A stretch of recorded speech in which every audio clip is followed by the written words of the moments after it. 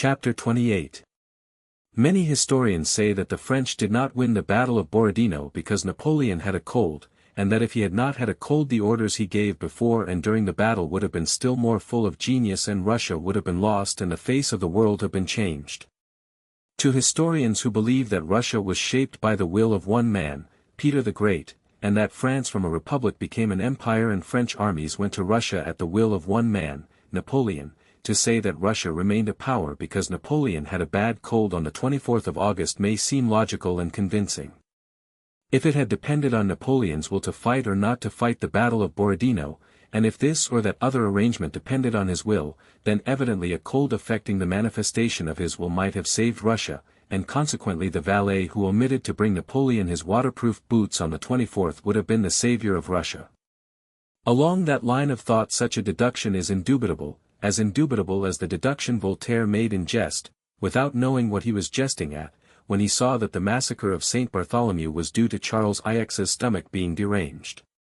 But to men who do not admit that Russia was formed by the will of one man, Peter I, or that the French Empire was formed and the war with Russia begun by the will of one man, Napoleon, that argument seems not merely untrue and irrational, but contrary to all human reality. To the question of what causes historic events another answer presents itself, namely, that the course of human events is predetermined from on high, depends on the coincidence of the wills of all who take part in the events, and that a Napoleon's influence on the course of these events is purely external and fictitious. Strange as at first glance it may seem to suppose that the massacre of St. Bartholomew was not due to Charles IX's will, though he gave the order for it and thought it was done as a result of that order, and strange as it may seem to suppose that the slaughter of 80,000 men at Borodino was not due to Napoleon's will, though he ordered the commencement and conduct of the battle and thought it was done because he ordered it. Strange as these suppositions appear, yet human dignity, which tells me that each of us is, if not more at least not less a man than the great Napoleon, demands the acceptance of that solution of the question, and historic investigation abundantly confirms it. At the Battle of Borodino Napoleon shot at no one and killed no one. That was all done by the soldiers. Therefore it was not he who killed people. The French soldiers went to kill and be killed at the Battle of Borodino not because of Napoleon's orders but by their own volition. The whole army, French, Italian, German, Polish, and Dutch, hungry, ragged, and weary of the campaign, felt at the sight of an army blocking their road to Moscow that the wine was drawn and must be drunk. Had Napoleon then forbidden them to fight the Russians, they would have killed him and have proceeded to fight the Russians because it was inevitable.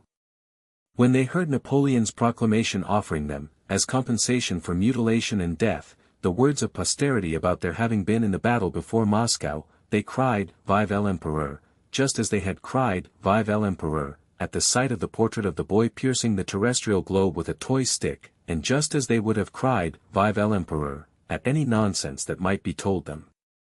There was nothing left for them to do but cry, Vive l'Empereur, and go to fight, in order to get food and rest as conquerors in Moscow. So it was not because of Napoleon's commands that they killed their fellow men. And it was not Napoleon who directed the course of the battle, for none of his orders were executed and during the battle he did not know what was going on before him. So the way in which these people killed one another was not decided by Napoleon's will but occurred independently of him, in accord with the will of hundreds of thousands of people who took part in the common action. It only seemed to Napoleon that it all took place by his will. And so the question whether he had or had not a cold has no more historic interest than the cold of the least of the transport soldiers. Moreover, the assertion made by various writers that his cold was the cause of his dispositions not being as well planned as on former occasions, and of his orders during the battle not being as good as previously, is quite baseless, which again shows that Napoleon's cold on the 26th of August was unimportant. The dispositions cited above are not at all worse, but are even better, than previous dispositions by which he had won victories. His pseudo-orders during the battle were also no worse than formerly, but much the same as usual. These dispositions and orders only seem worse than previous ones because the Battle of Borodino was the first Napoleon did not win. The profoundest and most excellent dispositions and orders seem very bad, and every learned militarist criticizes them with looks of importance, when they relate to a battle that has been lost, and the very worst dispositions and orders seem very good, and serious people fill whole volumes to demonstrate their merits, when they relate to a battle that has been won. The dispositions drawn up by Weyrother for the Battle of Austerlitz were a model of perfection for that kind of composition, but still they were criticized for their very perfection, for their excessive minuteness. Napoleon at the Battle of Borodino fulfilled his office as representative of authority as well as, and even better than, at other battles. He did nothing harmful to the progress of the battle, he inclined to the most reasonable opinions, he made no confusion, did not contradict himself, did not get frightened or run away from the field of battle, but with his great tact and military experience carried out his role of appearing to command, calmly and with dignity. Chapter 29. On returning from a second inspection of the lines, Napoleon remarked, "The chessmen are set up, the game will begin tomorrow." Having ordered punch and summoned Debusset, he began to talk to him about Paris and about some changes he meant to make in the Empress household, surprising the prefect by his memory of minute details relating to the court. He showed an interest in trifles, joked about Debusset's love of travel, and chatted carelessly, as a famous, self-confident surgeon who knows his job does when turning up his sleeves and putting on his apron while a patient is being strapped to the operating table. "The matter is in my hands and is clear and definite in my head. When the time comes to set to work I shall do it as no one else could, but now I can jest, and the more I jest and the calmer I am the more tranquil and confident you ought to be, and the more amazed at my genius." Having finished his second glass of punch, Napoleon went to rest before the serious business which, he considered, awaited him next day. He was so much interested in that task that he was unable to sleep, and in spite of his cold which had grown worse from the dampness of the evening, he went into the large division of the tent at 3 o'clock in the morning, loudly blowing his nose. He asked whether the Russians had not withdrawn, and was told that the enemy's fires were still in the same places. He nodded approval. The adjutant in attendance came into the tent. "Well, Rapp, do you think we shall do good business today?" Napoleon asked him. "Without doubt, sire," replied Rapp. Napoleon looked at him. "Do you remember, sire, what you did me the honor to say at Smolensk?" continued Rapp. "The wine is drawn and must be drunk." Napoleon frowned and sat silent for a long time leaning his head on his hand. "This poor army," he suddenly remarked. "It has diminished greatly since Smolensk. Fortune is frankly a courtesan, Rapp. I have always said so and I am beginning to experience it." "But the guards, Rapp, the guards are intact?" he remarked interrogatively. "Yes, sire," replied Rapp. Napoleon took a lozenge, put it in his mouth, and glanced at his watch. He was not sleepy and it was still not nearly morning. It was impossible to give further orders for the sake of killing time, for the orders had all been given and were now being executed. "Have the biscuits and rice been served out to the regiments of the guards?" asked Napoleon sternly. "Yes, sire." "The rice too?" Rapp replied that he had given the emperor's order about the rice, but Napoleon shook his head in dissatisfaction as if not believing that his order had been executed. An attendant came in with punch. Napoleon ordered another glass to be brought for Rapp, and silently sipped his own. "I have neither taste nor smell," he remarked, sniffing at his glass. "This cold is tiresome. They talk about medicine. What is the good of medicine when it can't cure a cold? Corvisart gave me these lozenges but they don't help at all.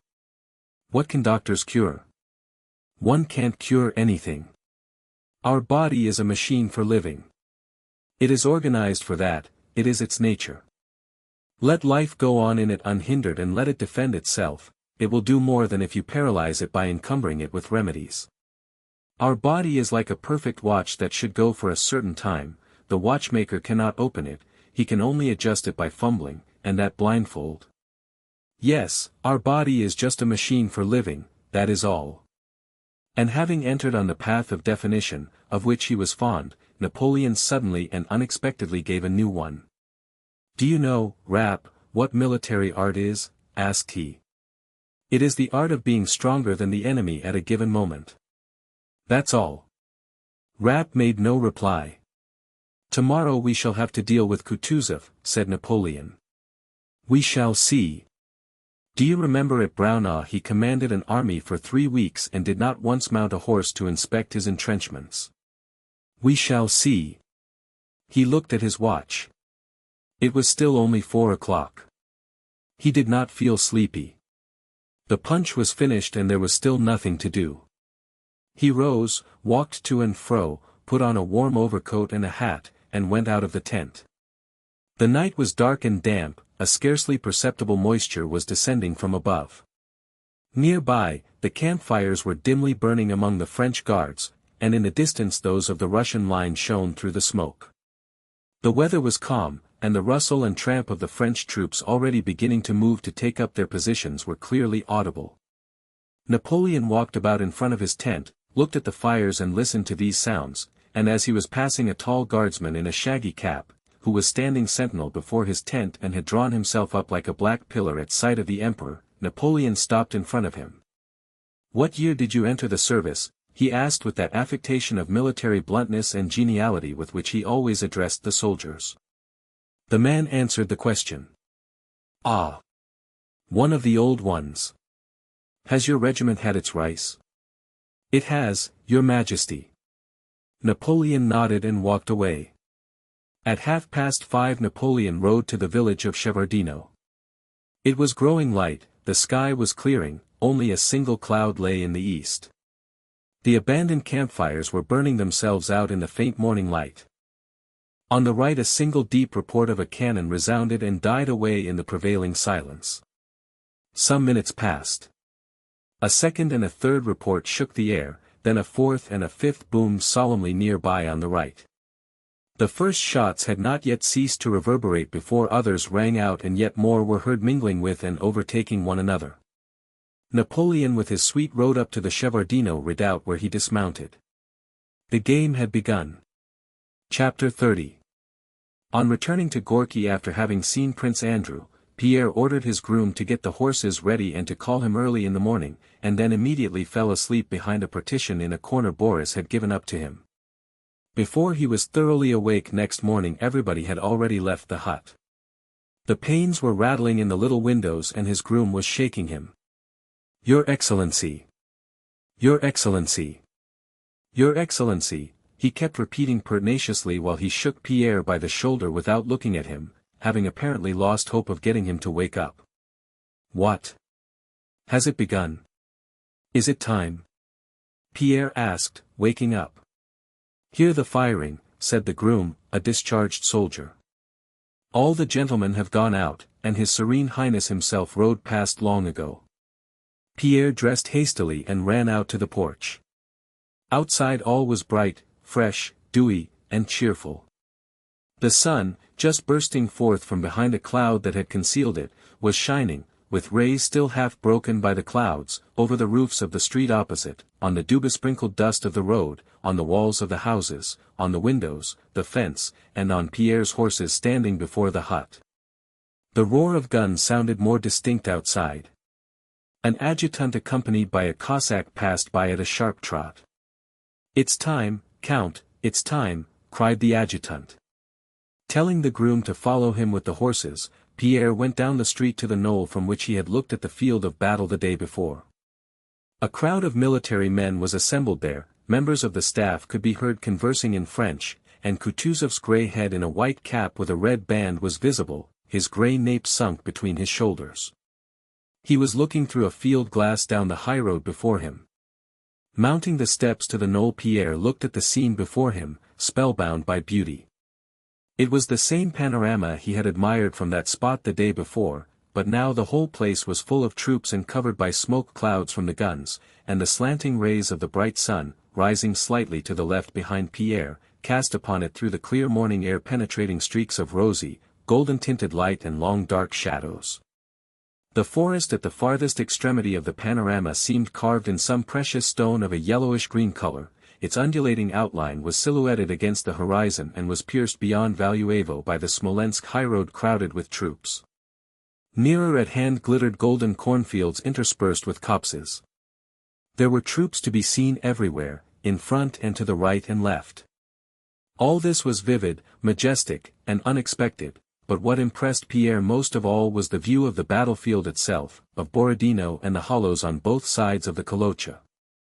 Above the Kolocha, in Borodino, and on both sides of it, especially to the left where the Voyna flowing between its marshy banks falls into the Kolocha, a mist had spread which seemed to melt, to dissolve, and to become translucent when the brilliant sun appeared and magically colored and outlined everything. The smoke of the guns mingled with this mist, and over the whole expanse and through that mist the rays of the morning sun were reflected, flashing back like lightning from the water, from the dew, and from the bayonets of the troops crowded together by the river banks and in Borodino.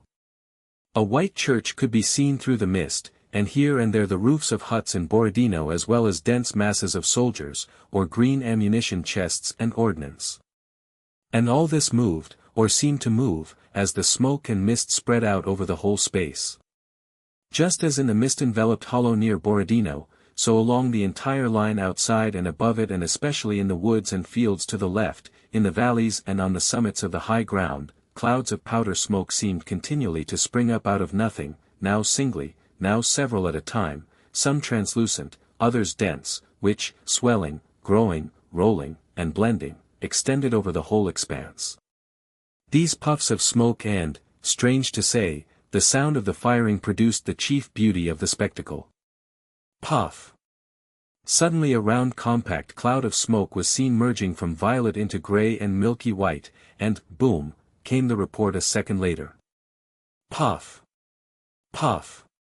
And two clouds arose pushing one another and blending together, and, boom, boom, came the sounds confirming what the eye had seen.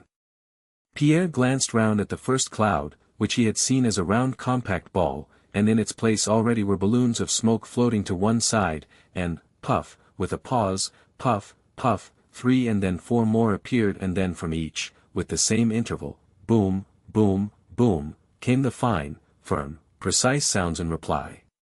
It seemed as if those smoke clouds sometimes ran and sometimes stood still while woods, fields, and glittering bayonets ran past them. From the left, over fields and bushes, those large balls of smoke were continually appearing followed by their solemn reports, while nearer still, in the hollows and woods, there burst from the musket small cloudlets that had no time to become balls, but had their little echoes in just the same way. Track-ta-ta-talk, came the frequent crackle of musketry, but it was irregular and feeble in comparison with the reports of the cannon. Pierre wished to be there with that smoke, those shining bayonets, that movement, and those sounds. He turned to look at Kutuzov and his suite, to compare his impressions with those of others. They were all looking at the field of battle as he was, and, as it seemed to him, with the same feelings. All their faces were now shining with that latent warmth of feeling Pierre had noticed the day before and had fully understood after his talk with Prince Andrew. "Go, my dear fellow, go, and Christ be with you," Kutuzov was saying to a general who stood beside him, not taking his eye from the battlefield. Having received this order the general passed by Pierre on his way down the knoll. "To the crossing," said the general coldly and sternly in reply to one of the staff who asked where he was going. "I'll go there too, I too," thought Pierre, and followed the general. The general mounted a horse a Cossack had brought him. Pierre went to his groom who was holding his horses and, asking which was the quietest, clambered onto it, seized it by the mane, and turning out his toes pressed his heels against its sides and, feeling that his spectacles were slipping off but unable to let go of the mane and reins, he galloped after the general, causing the staff officers to smile as they watched him from the knoll.